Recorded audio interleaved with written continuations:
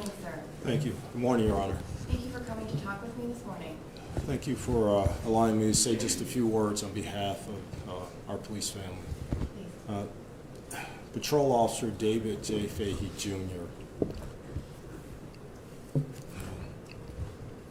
Epitomized what a guardian, what a warrior, what a public servant should be to a community. And unfortunately, he was taken away from us way too soon. Your Honor, there is no sentence that you can pass down that would be acceptable.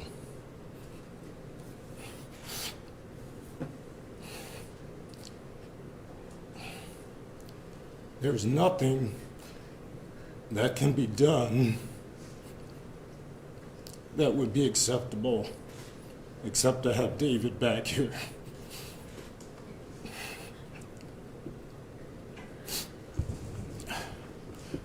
We ask that you do all you can within the laws of this state to give the maximum to this person. We know that there are bounds to this, but we ask that you give the maximum to this person, because David is gone from us forever, and this person gets to sit in a cell for a few years, and that's not fair.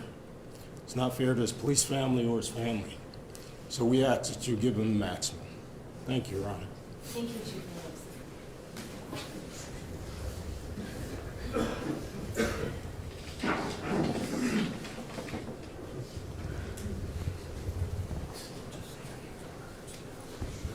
Good morning, sir. Good morning. Can you tell me your name? My name is Jeff Porter. I'm David's younger brother. Can you spell your last name for me? Porter. Thank you, Mr. Porter. I just had a few things to say on behalf of my brother. Please, if you're going to read, I'm just going to ask you to slow it down. Sure. And speak up a little bit so that I can hear you well. Okay. Thank you, Mr. Porter. Thank you. Grief, sorrow, sadness, misery, anguish, pain, distress, heartache, agony, torment, suffering, dejection, despair, and of course mourning. These are all feelings I have due to the selfish acts of a selfish individual. I also get the feeling of guilt at times when I have an hour or two away from not thinking about my brother. So now I feel guilty because of somebody's selfish acts. I'm feeling any of these ways because I was able to forget my brother was gone. With grief and guilt come depression. Many sleepless nights, lack of work ethic and energy, the will not to continue for my family, my 2 young sons and my wife. It reciprocated all the way down. You know, it continues to go. It's not just me, it's not just one person, it's many people.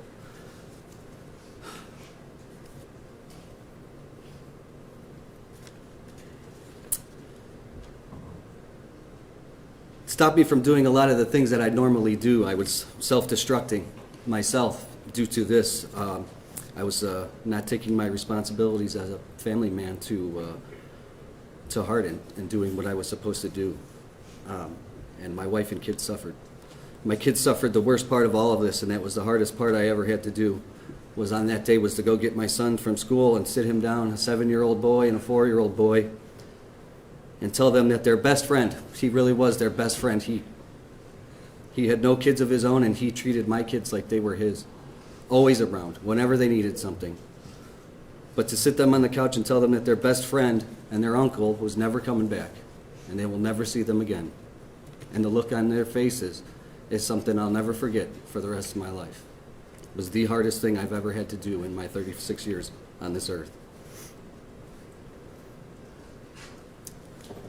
By killing my brother, he didn't just kill him and my brother, but he also killed a small part of those 2 little boys. That was a huge part of his life.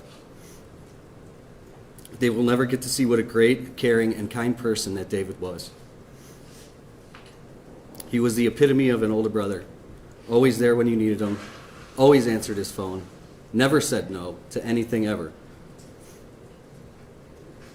Today feels like a dark cloud follows my family around, and even at the happiest moments, we have to stop ourselves and realize that we can't really be that happy because we should be sharing this moment with somebody else. Always. Today I laugh less and I cry more. I know with time the bad days won't be so bad, but the good days won't be as good. No time you serve will ever be enough. Anything than the maximum sentence would be a slap in the face to my family and to the police officers of this city.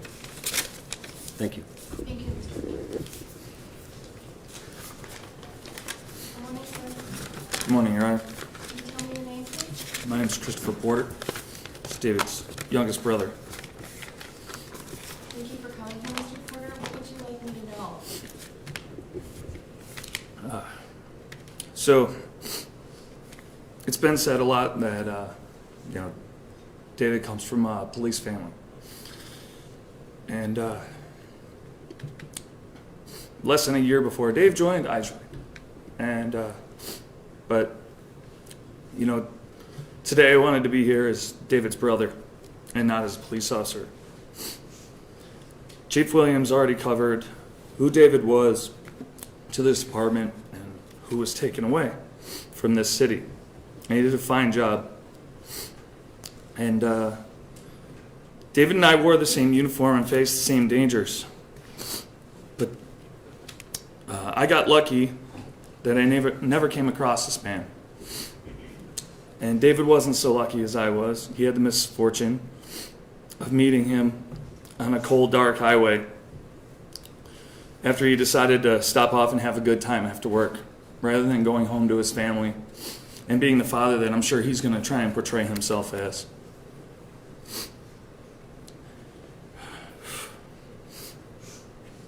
So, again, I'm sure we're going to hear about the loving father he is and the family that he needs to get home to, and that's why he's going to want leniency.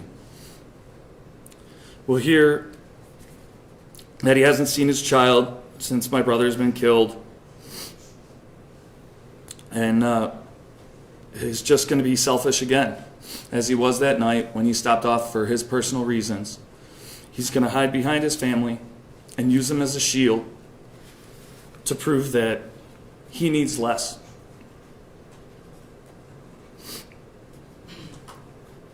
I'm also here to remind you of the dangers that he poses our society. After he slammed into my brother and kept driving carelessly. The fact that, as was shown earlier, he has a laundry list of crimes that he's committed. And at some point, there are no more second chances. How many second chances does a man deserve to have? At some point, the punishment has to come.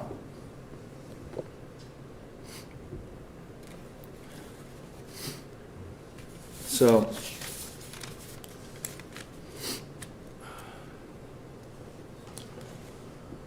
all right.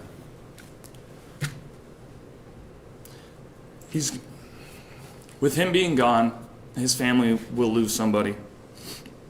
But at least while he's away, they can receive letters, phone calls, happy birthday wishes, and maybe even a visit in person.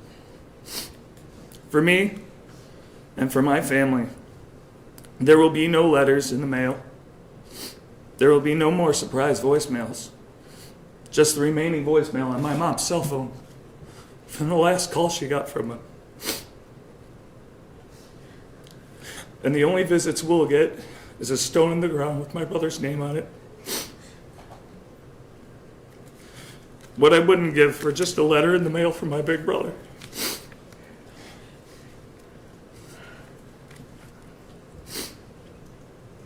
When he took him away from me, he took everything from me. He took my big brother, the one man that I counted on more than any other. Anytime I had a problem, I'd call him and he talked me through it. He took my best friend, the person that I spent the most time with in the whole world. After the military, he and I were roommates for years. And we took care of each other's dogs. And he would teach me and help me work on my house and how to do projects. Now I can't even work on my house without crying, because I think Dave would know how to do this. He'd teach me how to do this. Now I have no idea what I'm doing. He's not here to help me. He took my life as I knew it away. I'm not even the same person as I was. I was always happy and positive.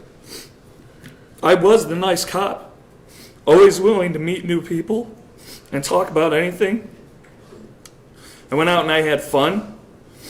I wanted to do good things. And then came this man. He literally smashed into my life and took it all away. Now I'm antisocial. I go to therapy. I can't even do my job like I used to anymore. I'm so unhappy in my work now that I have to leave my job. I have to leave a police department that I loved and I worked a lifetime to get into, and start completely over in a new career. I'm a completely different person. I'm a person that I don't even like anymore. I was 32 when this happened. And I had been through some really crappy stuff in my time, and none of it broke me. And this one person did something that the whole world couldn't do, and it broke me. So, I mean, he took a person that did more for complete strangers than he would ever do for his own family. Again, if he tries to portray himself as this loving, caring father that takes care of his family, a simple search into the internet will show you that he has multiple suspensions on his license for not paying his child support. So if he's going to tell you that he's a great father, it's bullcrap. The idea that in 12 years, and actually after dragging my family through 22 months of this crap, the most he'll actually spend from now on would be just over 10 years. That after taking my brother's life, a good quality person, away from this world, that he'll get to see a free day is not just. But these are the laws. And unlike him, my family follows the laws, and we understand that that's the most you'll be able to do. But I ask that you do give him the max. And there's a forgotten punishment of his license. Again, you're going to see that he's had plenty of opportunities to learn from his mistakes, and he's chosen not to. And those choices ended in the life of my brother being taken. I know that one of the sentences you can impose would be to never let him drive again, and I ask that you add that on there. That you never let this man get behind a vehicle again. And do your part to make sure he doesn't destroy another family's lives when he does finally get out. That's all I have, Your Honor. Thank you.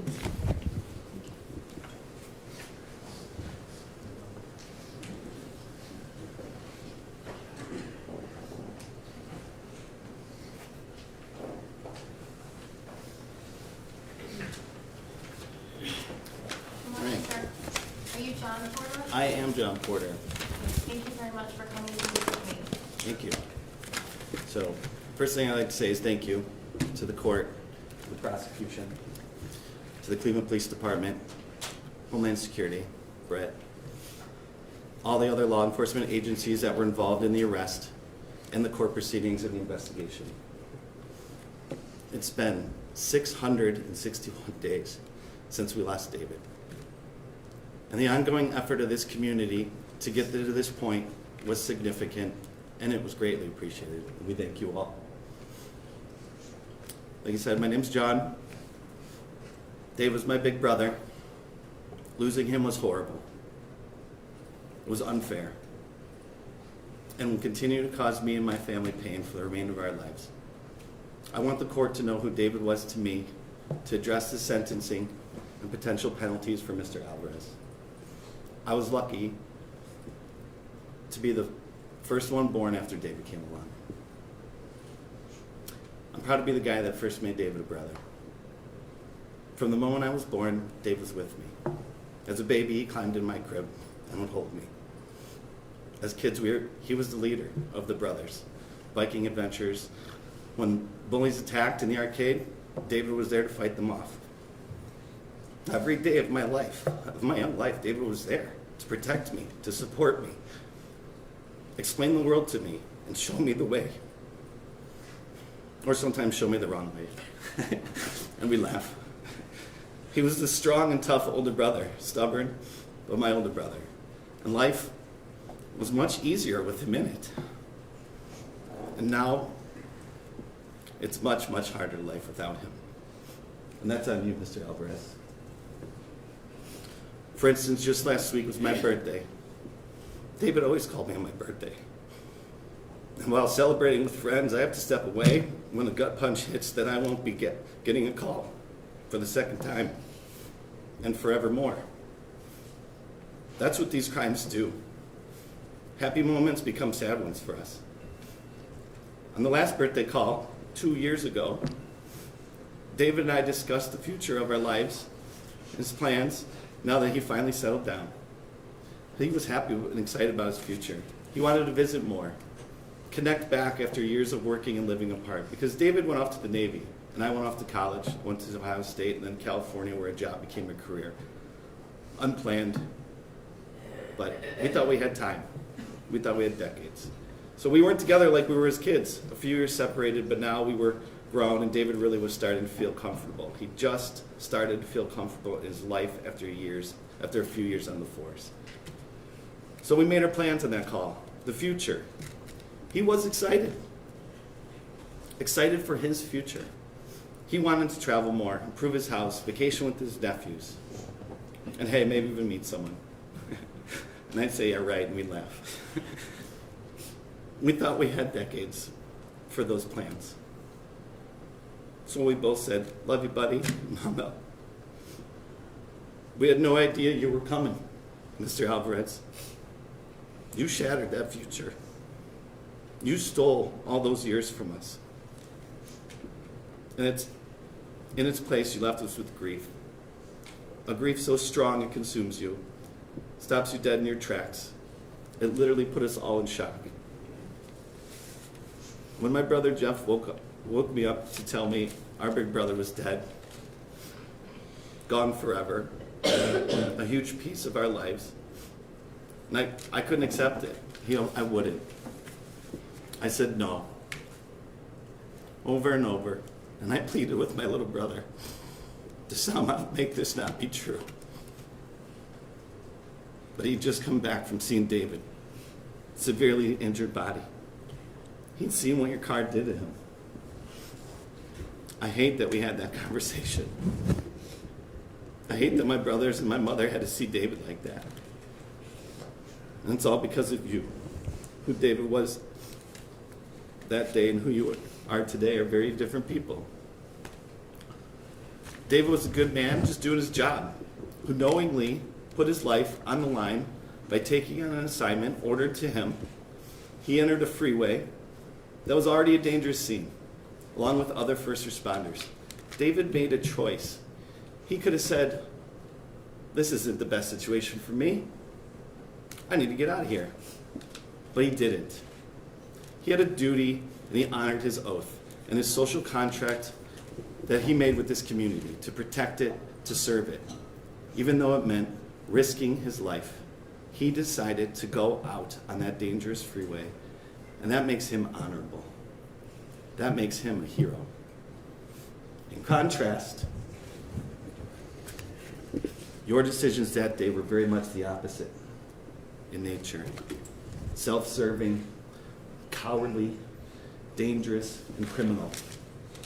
And to be honest, like the prosecutor said, I have a concern that maybe you don't agree with that, Mr. Alvarez, that maybe you think this was just an accident. and your pending sentence and your perception about you is unfair. Maybe you think you shouldn't even be waking up behind bars. Well, at least you're waking up.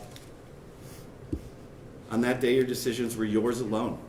When faced with choices between the safety and security of the community and what was best for you, you chose. You consciously decided over and over again to do selfish and reckless option at the risk of others again and again. You already pleaded guilty to DUI. We saw the evidence.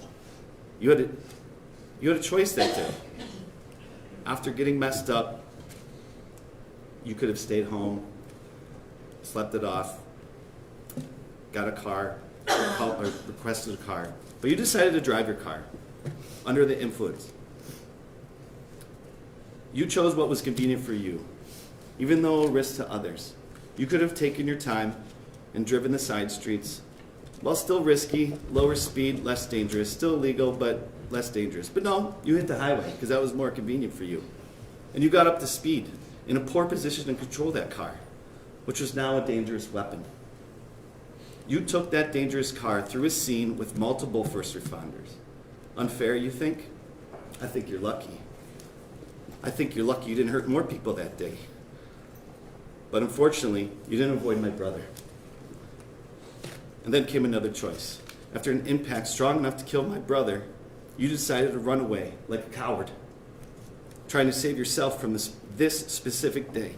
You didn't want to answer for your crimes, so you sped off after already killing someone, further endangering the community for your own good. That's the kind of person you showed us to be. That's the kind of person you said you are. These decisions you made led to my brother's death, and that makes you a killer. Every day you wake up behind bars is fair, because you are a killer that ran away. I plead to you, Judge, to consider these words, my family's loss, to consider the impact this man's actions had on David's life, our community he endangered, to the psyche of our first responders, seeing their worst fears actualized, and to consider, in our opinion, he's already received a reduced sentence with this plea. We believe he deserves the max on all charges, and considering he's forfeited his right to have, and we want you to consider forfeiting his right to have a license upon completing his sentence. Mr. Alvarez may, over a year of imprisonment, have remorseful words today, but they don't outweigh what he did that day. We're judging him on what he did that day. And he had his selfish actions, his dangerous actions on that day killed my brother. So I thank you, Your Honor. I thank the court for your time. Thank you, Mr. Porter. Are you Mrs. Ketterer? I am. Good morning, ma'am. Good morning. I'm going to spell your last name for the record. It's Ketterer. Did I get that right? Yes, ma'am. All right, Mrs. Ketterer, please tell me about your son. Today I'm here to share with you how Israel Alvarez's reckless, unlawful decisions impacted my family. I feel this is an unbelievable task, one no parent should be asked to do, to sum up your child's life in a matter of words and delivered in a matter of minutes. On January 24th, 2017, my entire life as I knew it was destroyed. That morning I woke up to news that a horrible accident had happened on I-90 and a police officer was struck. Shortly after, I received the call. My heart was broken when my worst nightmare was confirmed. The officer struck was my son, David. I rushed to the hospital to comfort my son, but instead I was met with the heartbreaking news that my son, my baby, my firstborn child, did not survive. My whole life was shattered. Walking into the hospital room, I could barely breathe. I could not believe what I was seeing. This had to be a mistake, but it wasn't a mistake. My son, my strong, handsome, goofy son was gone. His life tragically cut short by the willful action of a cruel stranger. Learning the details of David's accident was so painful for me. How could this have happened again? how could David had suffered the same fate as his dad, struck and left to die alone on a dark, cold, rainy highway. What kind of person can care so little for the human life that after David slammed in your windshield so hard his clothing was embedded into it, you drive home and go to bed without a care in the world? I can't imagine what David felt. I'll never know if he suffered. I'll never know if he saw you coming. Was he terrified? Was he frozen in fear, unable to get out of your way? As a mother, you have an instinctive need to protect your child. For the rest of my life, I will carry the guilt that I wasn't there when David needed me most. I failed to protect him. He died alone. You robbed me of my last goodbye, my last chance to comfort him and tell him how much I loved him. The hours following the accident were mind-numbing. The media coverage was constant. I knew with all the media coverage you had to have been watching, and you knew David's fate. What I don't understand is why you didn't man up, do the right thing, call the police, and turn yourself in. The coverage of your arrest mitigated my anger, and seeing David's handcuffs used to restrain you provided me with some gratification, because those handcuffs you wore once belonged to me. Shortly after I retired, David asked me if he could have them. I want you to know who David was to us. David John Fahey Jr. had a great personality. He was generous with a smile. He had a laugh that was contagious, a loving heart and gentle soul. David was my firstborn son, the first of my 4 boys. When David was born, he altered the entire course of my life. I was so excited to be his mother.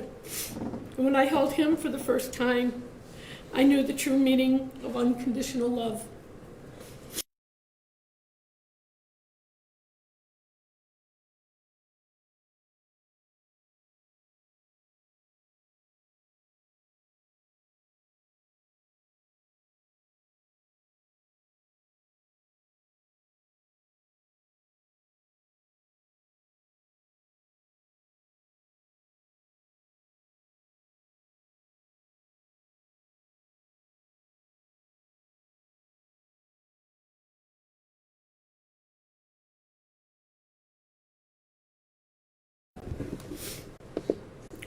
My relationship with David was a strong and loving one.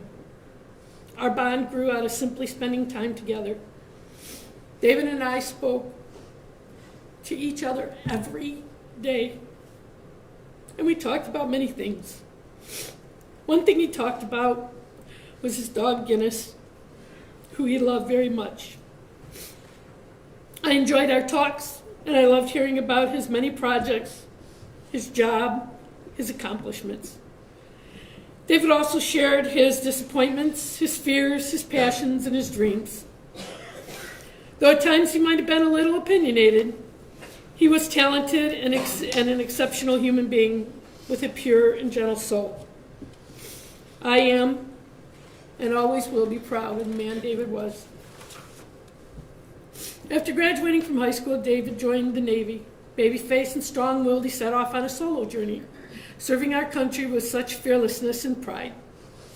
After being honorably discharged, he returned home, ready to take on the world. In the 15-plus years that followed, David lived his life, being a respectable, productive member of society. David went to college, got a job. He dated, bought a house, and enjoyed life's simple pleasures. The highlight of David's life was being an uncle. David loved those 2 little boys, and having no children of his own, he enjoyed the time he spent with them more than anything. So much so that when he bought his house, he had a room set up just for them. Owen, the oldest, shared David's love for Marvel comics and video games. Liam, just shy of his 3rd birthday when you took David from us, just loved being with him. You robbed those two little boys of their life with Uncle Dave. In his late 30s, David joined the Cleveland Police Department. Being one of the oldest in an academy full of younger men and women was tough, but that didn't discourage David.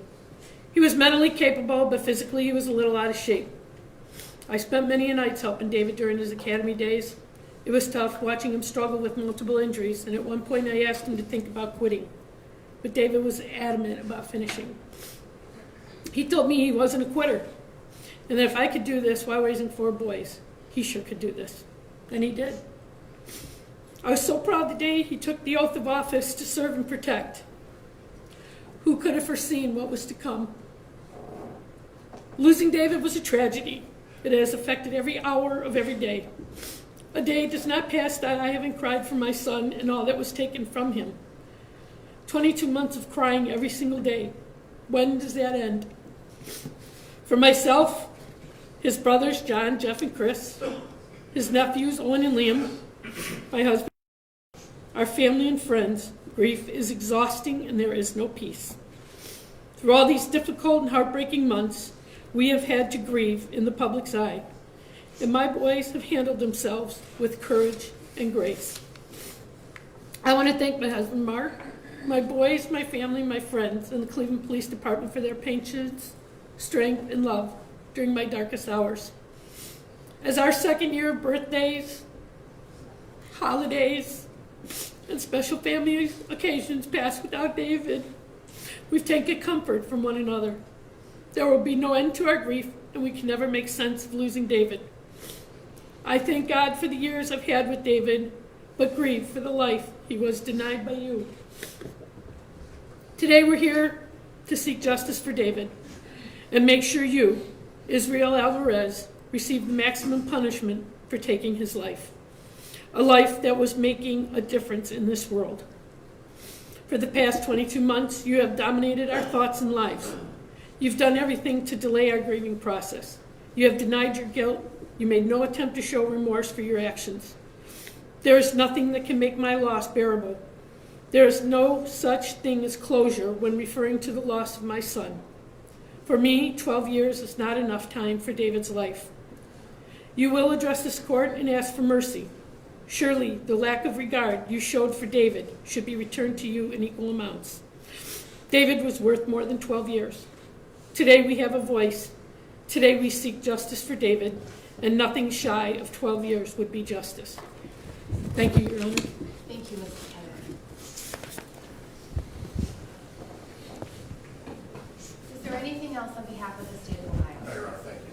Thank you, Mr. Radigan. Mr. Myers? Yes, On Your behalf Honor. of your client. Your Honor, to rise in a room full of this raw anguish and grief is a challenge.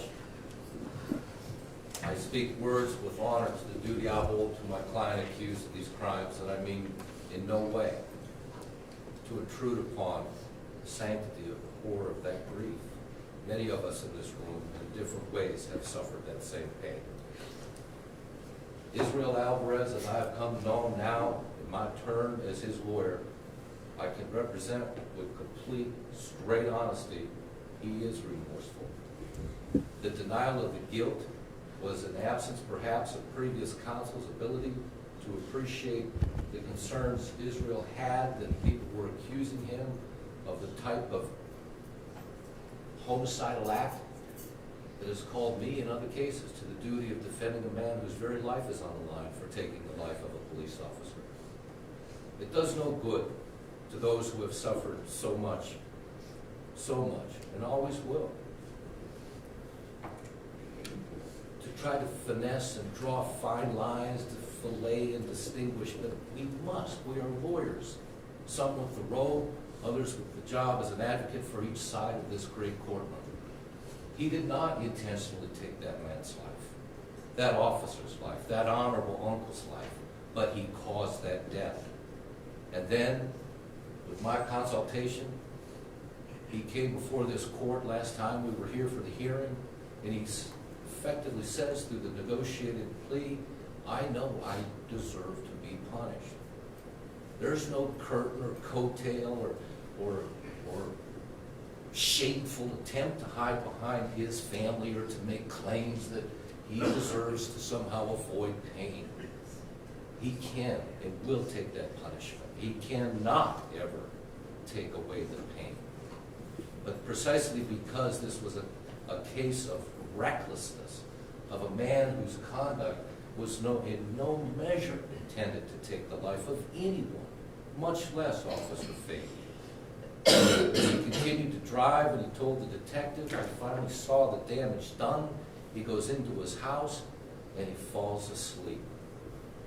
I've never heard, and I don't believe, ma'am, that he stood in front of some TV in some maniacal manner saying, I will not call the law, they will not find me. My goodness, Your Honor, if this man had any sense he had caused the death of another human being, would he have left the car out in the open? Does he do drugs? Yes, your mitigation report indicates he scores near the top of the cocaine addiction. His criminal record, no offenses of violence, multiple offenses of drug use. And through it all, in and out, unlike so many who I have represented, he was trying to work. Did he fail to pay child support? Sure he did.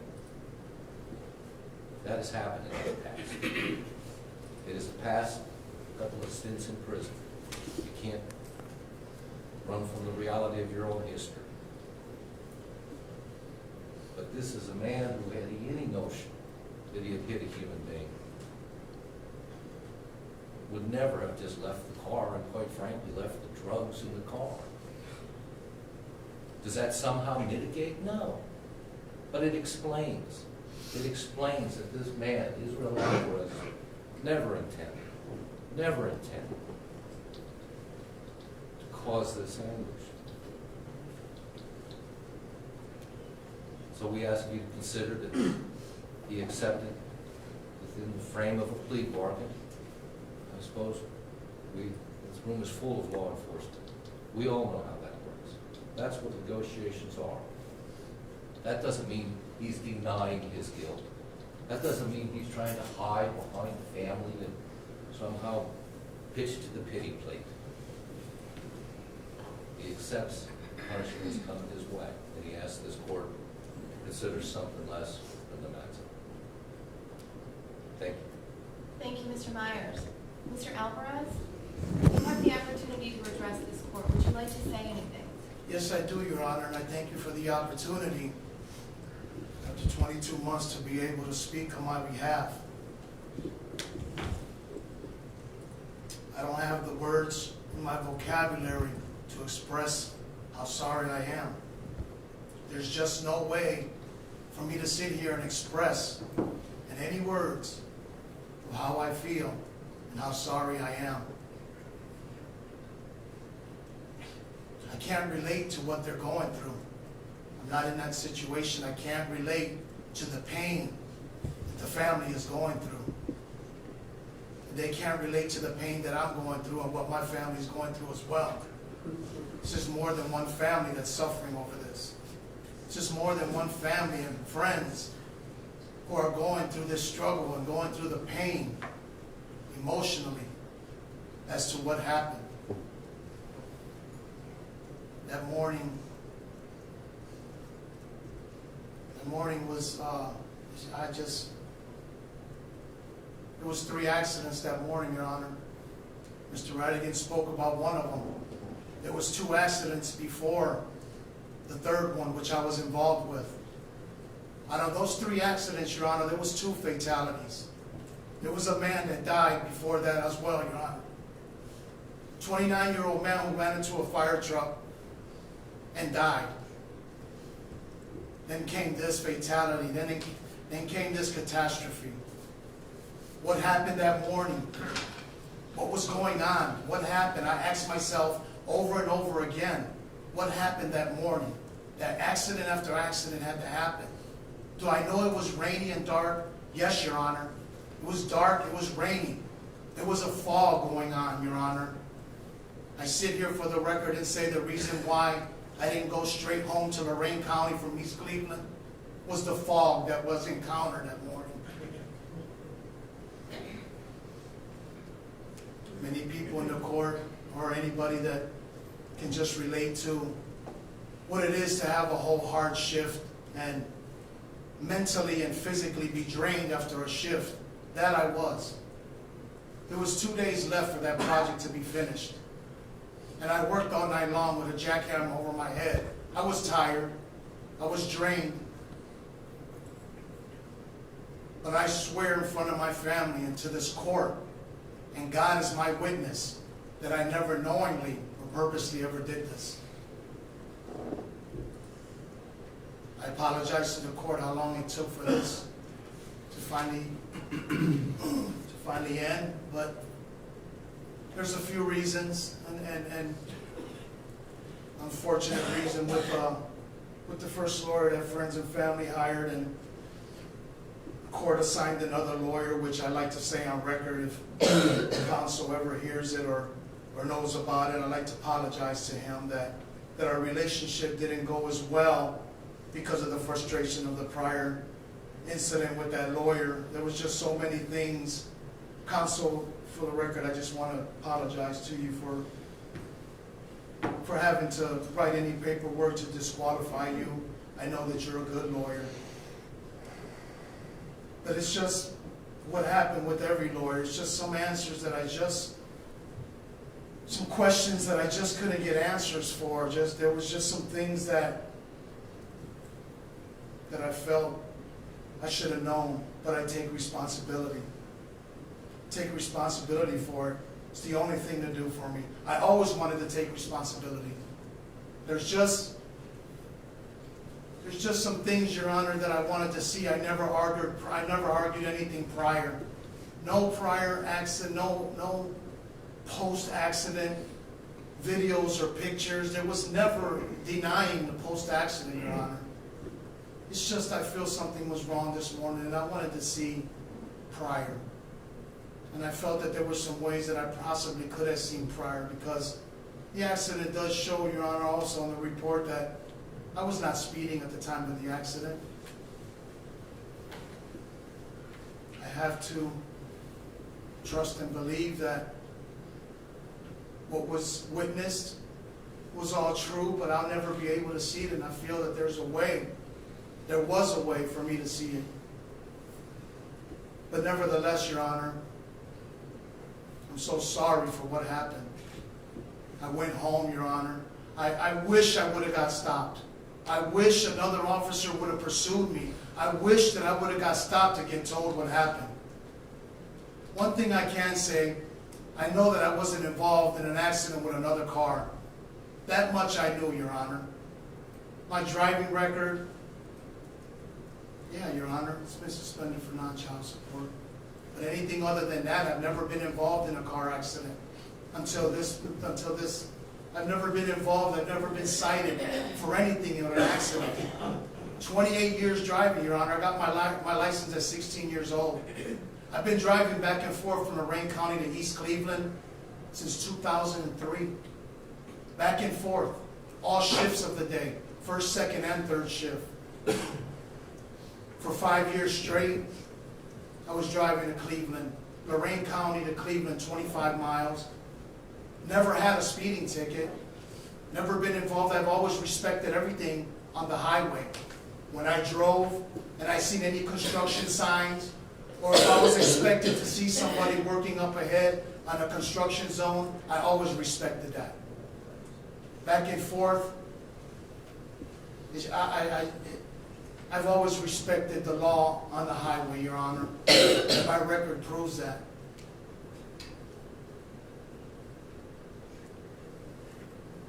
There's many times, Your Honor, that morning, I never expected for a man to be on the highway, let alone an officer on duty. It's just something that, I don't know why. I don't know why it wasn't seen. I don't know why I didn't acknowledge that.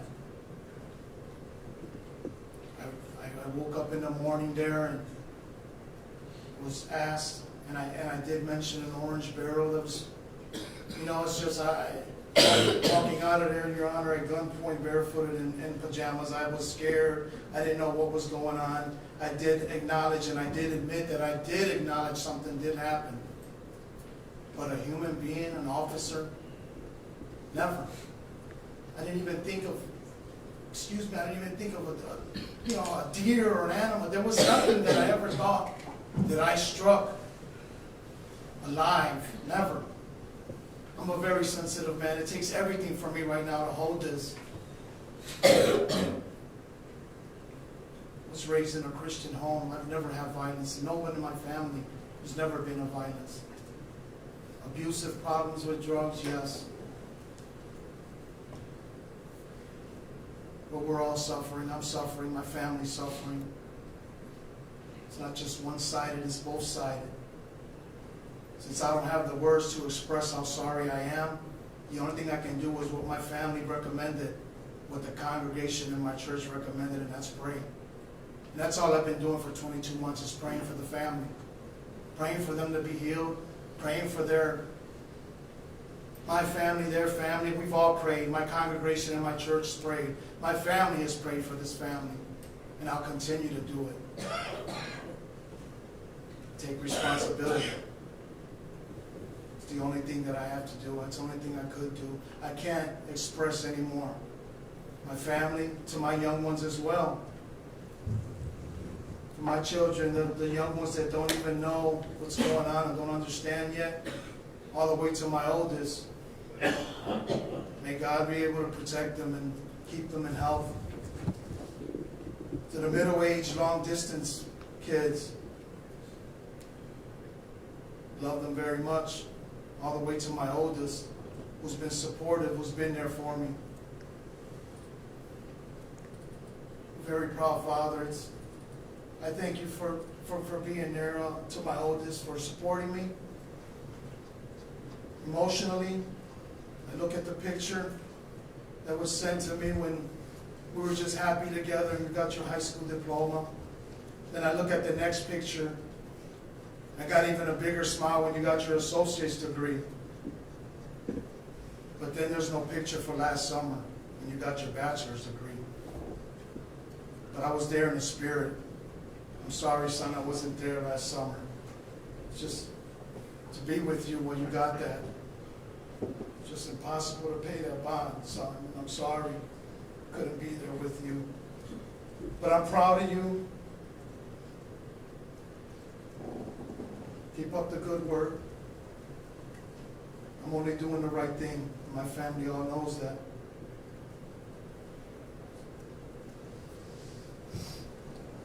Thank you, Your Honor, for giving me the opportunity. Thank you, Mr. God Alvarez. bless this court, everyone here. Thank you, Mr. Alvarez.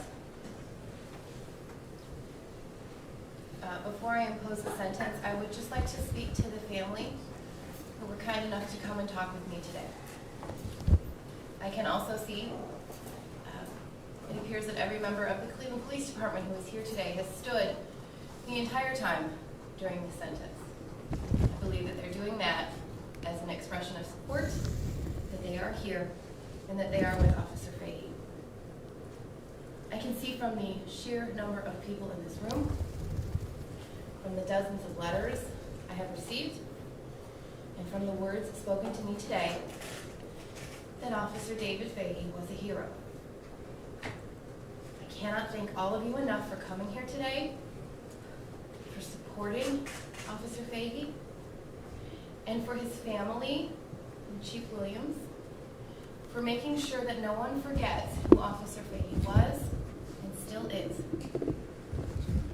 There is a special interest in affording protection to those public servants who must regularly risk their lives in order to guard the safety of other persons and property.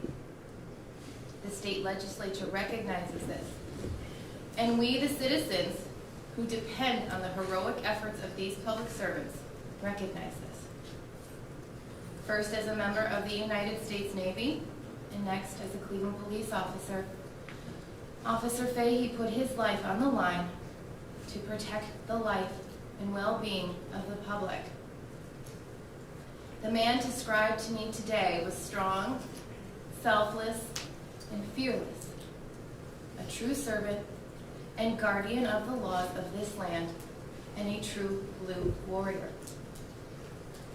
Mrs. Ketterer, it goes against the laws of nature to bury a child. I am a mother. I cannot imagine what you have been going through, and I am so sorry. He looks like you. He looks so much like you.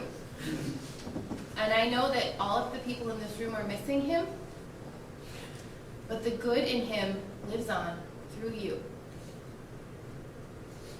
In preparation for today's sentencing hearing, I have reviewed the state sentencing memorandum, the pre-sentence investigation, the mitigation of penalty report, and the letters submitted on behalf of the victim, Officer Fahey. I have also considered the purposes and principles of sentencing pursuant to Revised Code 2929.11, the serious and recidivism factors relevant to these offenses and yourself, Mr. Alvarez, pursuant to Revised Code 2929.12, and the need for deterrence, incapacitation, rehabilitation, and restitution. Because of the mandatory nature of this offense, a prison sentence is appropriate. On count 2, aggravated vehicular homicide, it's a high-tier felony of the 3rd degree. I sentence you to 5 years in prison. I am also sentencing you, Mr. Alvarez, to the 5 years in prison on the peace officer specification attached to count 2. By law, the 5 years for that specification shall run prior to and consecutive to the sentence of 5 years that I imposed for the charge of aggravated vehicular homicide. Count 3, driving while under the influence. I sentence you to 180 days in jail and fine you $375. Count 4, failure to stop after an accident. I'm sentencing you, Mr. Alvarez, to 24 months. Count 5, drug possession.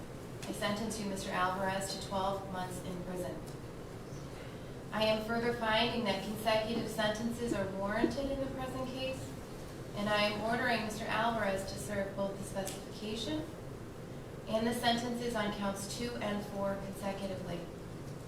After reviewing the record and the evidence, I find that consecutive sentences are necessary to punish Mr. Alvarez, to protect the public from future crime, and are not disproportionate to the conduct or danger posed by Mr. Alvarez. And further, that Mr. Alvarez's conduct in committing these offenses was part of a course of conduct, and that the harm caused is so great that a single term of imprisonment would not adequately reflect the seriousness of the conduct. Accordingly, the specification attached to count 2 shall be served prior to and consecutive to the sentence imposed on count 2 of 5 years. The sentences imposed on count 2 and 4 shall be served consecutively to one another, but concurrent to those ordered in counts 3 and 5 for a total prison sentence of 12 years. Mr. Alvarez, upon the completion of your sentence, the State of Ohio Adult Parole Authority shall have the discretion to supervise you for a period of up to 3 years of post-release control. If you violate the terms and conditions of any post-release control supervision, the State of Ohio Adult Parole Authority can modify or extend your supervision and make it more restrictive. It can incarcerate you for up to 1/2 of the original sentence that I have ordered here today. It can charge you with a new offense called escape, another felony, where you would face additional prison time. And if you commit a new crime while on post-release control, you can face the maximum penalties under the law for the new crime committed. Further, because of the nature of these crimes, count 2 carries with it a mandatory Class 2 driver's license suspension. Count 3 also carries a driver's license suspension, as does count 4. For count 2, Mr. Alvarez, I'm going to suspend your driver's license for the rest of your life. On count 3, I am suspending your license for 3 years, and on count 4, I am also suspending your license for 3 years. However, the suspension I'm imposing for count 2 will rule the day. So, Mr. Alvarez, you may never drive a vehicle again. I'm going to waive all of the court costs associated with your case, and outside of the mandatory fine imposed for count 3, I am not going to impose any additional fines. Lastly, I'm going to give you credit for the 661 days that you have spent here in the county jail before today's sentencing date. You are also going to get credit, Mr. Alvarez, for the future days that you spend here while you await transport to the appropriate institution. Again, to those of you who have come here today on behalf of Officer Fahey, I know that no sentence can ever give you back what you have lost. I want to thank you for coming here. I hope that you